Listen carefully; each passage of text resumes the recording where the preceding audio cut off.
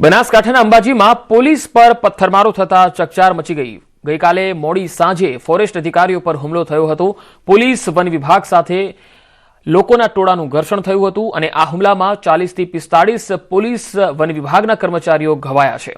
સ્થાનિકોએ તીરથી હુમલો કર્યો હતો, તીરકામઠાથી હુમલો કર્યો। 500 થી વધુના ટોળાએ હુમલો કર્યો હતો। પોલીસની ગાડી પણ સળગાવી હતી। 2 ગાડીઓના ટાયરો ફાડ્યા હતા। પીઆઈ ને કાનના ભાગે તીર વાગતા બેભાન થયા હતા। તીરકામઠા ગોફણ પથ્થરોથી હુમલો કરવામાં આવ્યો। અંબાજી નજીક પાડલિયા ગામમાં આ હુમલાનો બનાવ બન્યો। ફોરેસ્ટની જમીન બાબતે માથાકૂટ હતી અને તેને લઈને આ હુમલો થયો। વૃક્ષારોપણની કામગીરી શરૂ કરવા જતા હુમલો કરવામાં આવ્યો। ઘર્ષણ દરમિયાન સરકારી ગાડીઓને આગ ચંપી કરી। અનેક અધિકારીઓ અને પોલીસ કર્મીઓ ઘાયલ થયા છે। આ હુમલામાં 5 થી વધુની હાલત ગંભીર બતાવાઈ રહી છે। આ સમગ્ર મામલે વન વિભાગના આરએફઓએ અંબાજી પોલીસમાં ફરિયાદ નોંધાવી છે। લગભગ 1000 જેટલા ટોળા સામે ફરિયાદ નોંધાવાઈ। હાલના તબક્કે 16 ઉપરાંત કર્મચારીઓને પાલનપુર રિફર કરાયા છે। આ હુમલાની જાણકારી ફોરેસ્ટના અધિકારીઓ દ્વારા પોલીસને પણ કરવામાં આવતા અંબાજી પીઆઈ પોલીસ સ્ટાફ સાથે ઘટનાસ્થળે આવી પહોંચ્યા હતા। બીજી તરફ મંત્રી પ્રવીણ માળી પાલનપુરની માવજત હોસ્પિટલ પહોંચ્યા, જ્યાં તેઓએ ઇજાગ્રસ્ત પોલીસ અધિકારીની મુલાકાત લીધી હતી। તો ફોરેસ્ટ અધિકારીઓ અને પોલીસ કર્મચારીઓ પર હુમલો થયો અને સ્થાનિકોએ તીરકામઠાથી હુમલો કરી દેતા 40 થી 45 જેટલા વનકર્મીઓ અને પોલીસ કર્મચારીઓ છે એ ઘવાયા હતા, જેમાંથી 15 થી 16 જેટલા કર્મચારીઓને પાલનપુરમાં વધુ સારવાર માટે રિફર કરવામાં આવ્યા છે। 6 થી 7 લોકોની હાલત ગંભીર બતાવાઈ રહી છે અને આ હુમલાને લઈને હાલ પોલીસ ફરિયાદ પણ નોંધાઈ છે અને આરએફઓ છે તેમણે અંબાજી પોલીસમાં ફરિયાદ દાખલ કરાવી છે। 1000 લોકોના ટોળા સામે ફરિયાદ દાખલ કરવામાં આવી છે। આજે આ સમગ્ર મામલે કાયદેસરની કાર્યવાહી થઈ શકે છે।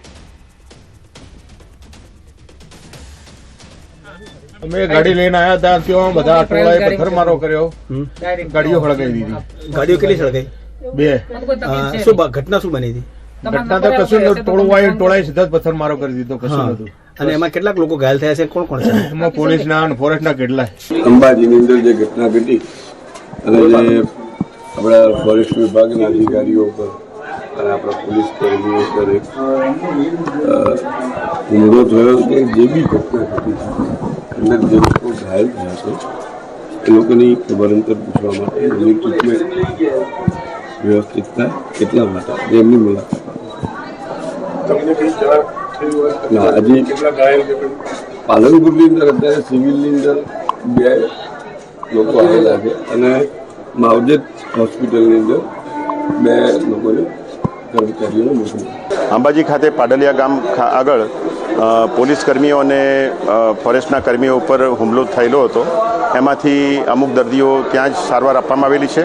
આમાંથી 2 દર્દીઓ થોડા વધારે વાગવાથી અહીં લાવવામાં આવ્યા છે બનાસ મેડિકલ કોલેજ ખાતે અને અત્યારે અમારા જે ચેરમેન છે પીજે ચૌધરી સાહેબે અમને આ દર્દીઓ આવે અગાઉથી અમને જાણ કરી દીધી હોવાથી અમે અત્યારે અમારા દરેક ડિપાર્ટમેન્ટના ડૉક્ટર્સ હાજર છે અને આ 2 દર્દીઓને માથામાં વાગેલું છે, જેનો સીટી સ્કેન કરતાં જાણવા મળ્યું છે કે સીટી સ્કેન નોર્મલ છે।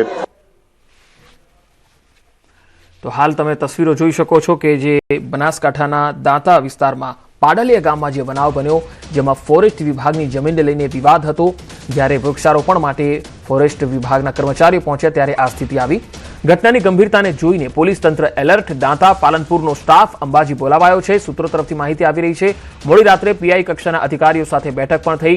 કાયદો વ્યવસ્થા જળવાઈ રહે તે માટે બેઠક યોજાઈ હતી અને આ બેઠકમાં સમગ્ર ઘટનાની વિગત મેળવીને કાયદો અને વ્યવસ્થા જાળવવા અને હુમલો કરનાર તમામ ગુનેગારોને વહેલી તકે પકડી પાડવા આદેશ આપવામાં આવ્યા હોવાનું સૂત્રોએ જણાવ્યું છે।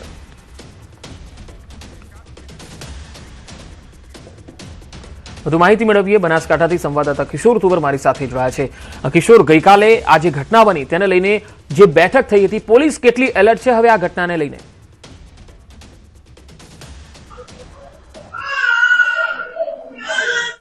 અંબાજી ખાતે જે ઘટના બની હતી તેમાં 45 જેટલા કર્મચારીઓ જે છે તે ઘાયલ થયા હતા અને તેમાંથી મોટાભાગના કર્મચારીઓને અત્રે રજા આપી દેવામાં આવી છે।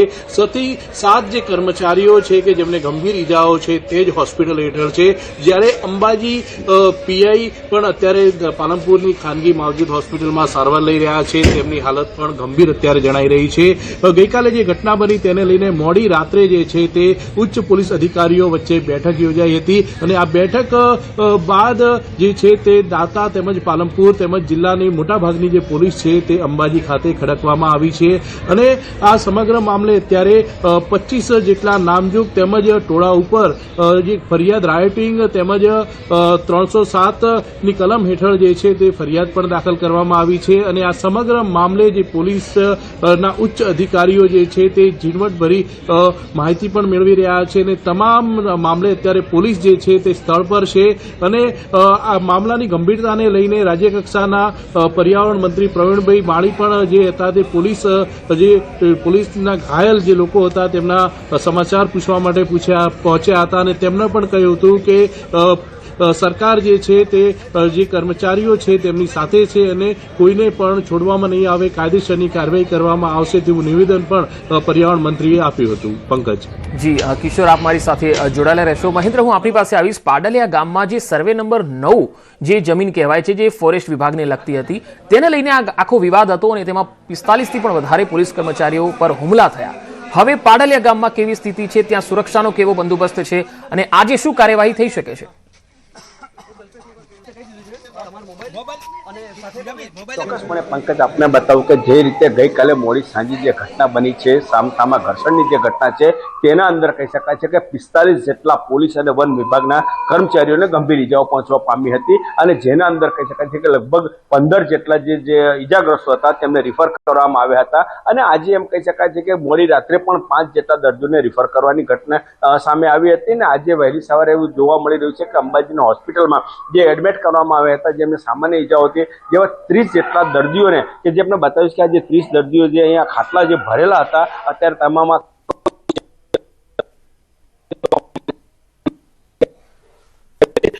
અંબાજી હોસ્પિટલથી ડિસ્ચાર્જ કરવામાં આવે છે અને જે પાલનપુર સારવાર લઈ રહ્યા છે તે હાલ પાલનપુર એડમિટ જોવા મળી રહ્યા છે અને હાલ તબક્કે જે રીતે અંબાજી છે 1000 ટોળા સામે પણ અહીંના વન વિભાગના અધિકારીએ જે ફરિયાદ નોંધાવવા પામી છે અને તેની સામે પણ સખ્ત કાર્યવાહી કરવા કલેક્ટર અને જિલ્લા પોલીસ વડાએ આદેશ કર્યા છે ને ચોક્કસપણે આ જે જમીનનો મામલો હતો, ક્યાંક ને ક્યાંક વન વિભાગનું જે પ્લોટિંગ કરવાનું હતું, પ્લાન્ટેશન કરવાનું હતું, તેના માટે જે લગભગ 15 વર્ષથી ત્યાં રહેતા આદિવાસીઓ છે તેમના ઝૂંપડાઓ જે છે દૂર કરવાની કાર્યવાહી માટે જે પોલીસ સાથે લઈ જવામાં આવી હતી અને જે ઉશ્કેરણી થતા આ ટોળાએ અચાનક જ હુમલો કરતા આ સમગ્ર ઘટના બનવા પામી હતી. પંકજ. બિલકુલ. મહેન્દ્ર, બીજો અહીં ખાસ સવાલ એ, કારણ કે કલેક્ટર મિહિર પટેલે એ નિવેદન આપ્યું હતું કે સર્વે નંબર 9 માં પ્લાન્ટેશનની કામગીરી ચાલતી હતી, તો પાડલિયા ગામમાં આ જમીન પર એક્ઝેક્ટલી હતું શું તે વખતે?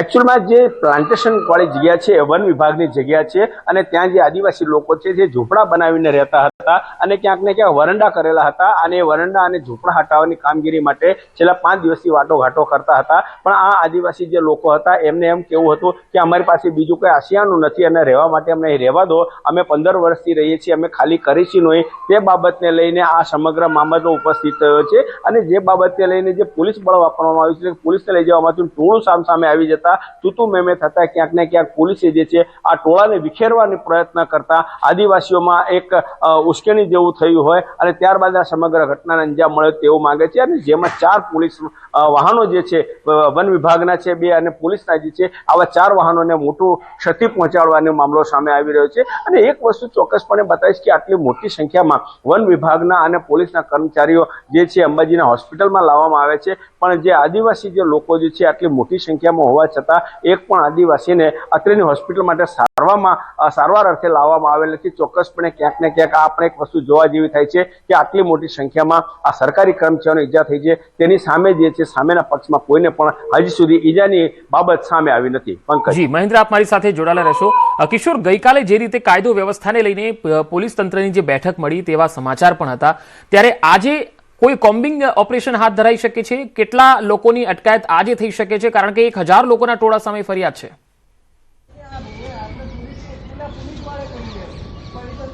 ચોક્કસથી પંકજ, જે રાત્રે પોલીસની જે બેઠક મળી હતી તેમાં કાયદો અને વ્યવસ્થા જળવાય તે માટે પાલનપુર અને દાતાના જે પોલીસ કર્મચારીઓ હતા તેમને પણ અંબાજી ખાતે તૈનાત કરી દેવામાં આવ્યા છે.